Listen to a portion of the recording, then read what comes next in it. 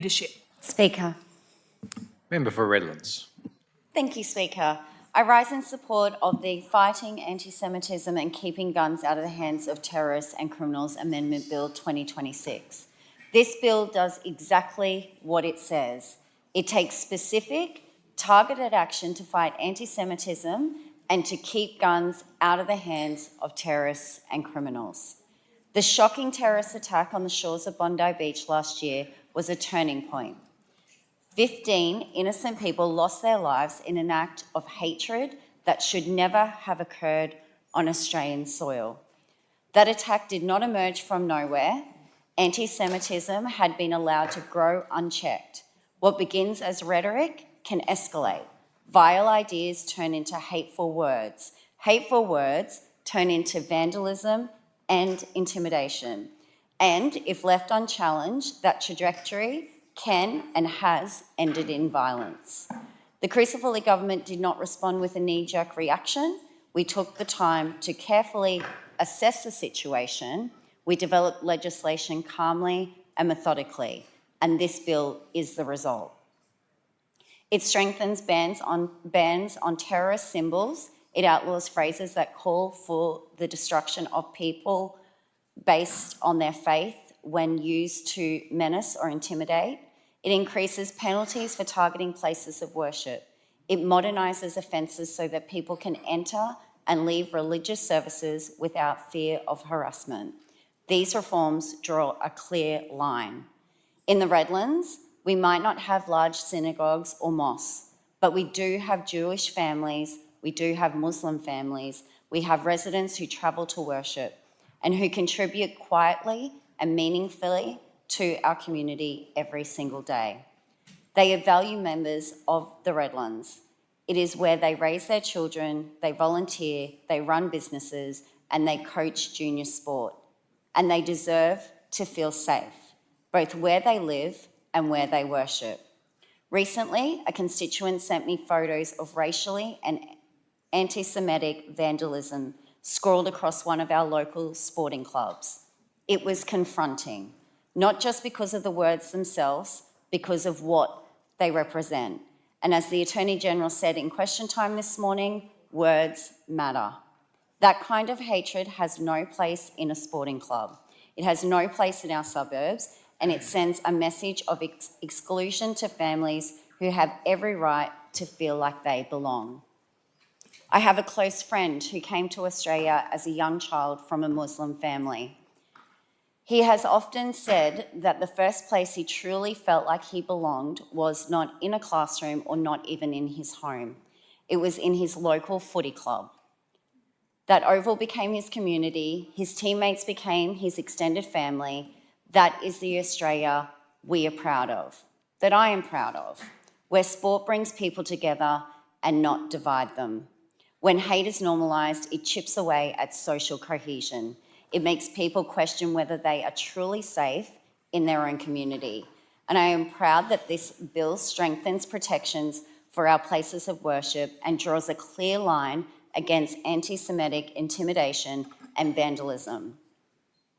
But this legislation also recognises that extremist hatred becomes even more dangerous when paired with access to weapons. At its core, this bill is about keeping guns out of the hands of terrorists and criminals. In the Redlands, safety matters. It matters to parents dropping their kids off to Victoria Point State School. It matters to families locking up on our islands at night.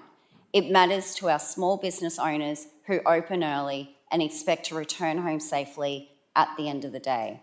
When firearms are involved, the community rightly expects strong action. The moment a firearm is stolen, the risk to the public increases. That weapon can circulate in the illicit market for years, even decades. Recovery rates are low, and once it enters the criminal networks, it can resurface in the most tragic circumstances. That is why increasing the maximum penalty for stealing a firearm or ammunition from 10 to 14 years imprisonment is so important. It targets a key source feeding the illegal gun market and reflects the seriousness of the offence. The bill also creates a standalone offence for the reckless discharge of a weapon towards a building or vehicle. Firing at a home or community building is designed to intimidate and terrorise. It carries a real risk of death. Under these reforms, that behaviour will attract some of the toughest penalties in the country, including mandatory consequences where organised crime is involved. We are also confronting the growing threat of 3D printed firearms. Digital blueprints that allow the manufacture of untraceable weapons are increasingly accessible. This bill makes possession and distribution of those blueprints a serious criminal offence. Prevention must begin before a weapon is ever produced. The legislation tightens storage requirements to reduce theft. It strengthens trafficking penalties. It ensures that only Australian citizens will be eligible to hold a firearms licence with appropriate exceptions for genuine sporting or occupational purposes.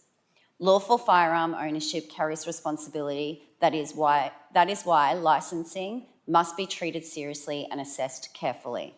Responsible firearm owners in the Redlands understand this. These reforms are not directed at them. They are directed squarely at terrorists, organised crime groups and individuals who seek to use weapons to cause fear and harm. We are also fixing weaknesses in the firearm prohibition order framework so that police can act swiftly when someone poses a genuine risk to the community's safety. We trust our police and we are giving them the tools they need to intervene earlier. This bill is deliberate and targeted.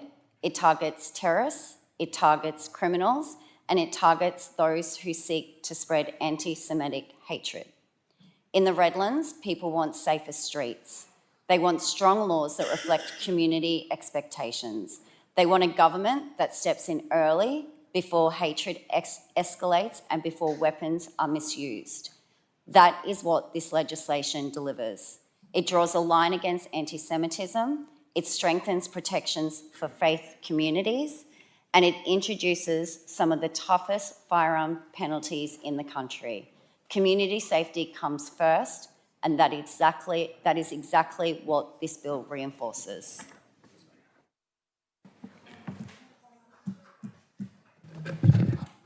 Mr. Speaker.